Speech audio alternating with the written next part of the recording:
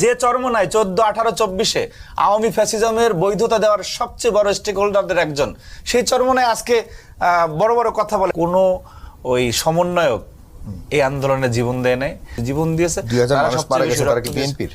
যে অন্যায়ের বিরুদ্ধে অন্যায় দেখেও চুপ করে থাকে। কোরআনে তাকে বলা হয়েছে বোবা শয়তান। তোমরা বোবা শয়তানের ভূমিকায় ছিল যখন হাসিনার ফ্যাসিজমের বিরুদ্ধে কোনো কথা বলার সাহস রাখো নাই।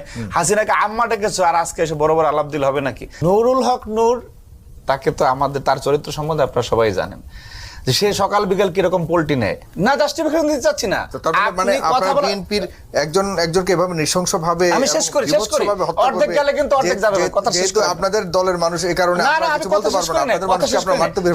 আপনি যে ইসলামের কথা বলেন, আপনি চাঁদপুরের ইমামের বিষয়ে তো জামাতের কোনো স্টেটমেন্ট দেখলাম না, তো শুধুমাত্র এইটা নিয়ে কেন নামলেন আপনি হত্যা তো হত্যাই। তা এই যে এত গাড়ি পায় বাড়ি পায় এরা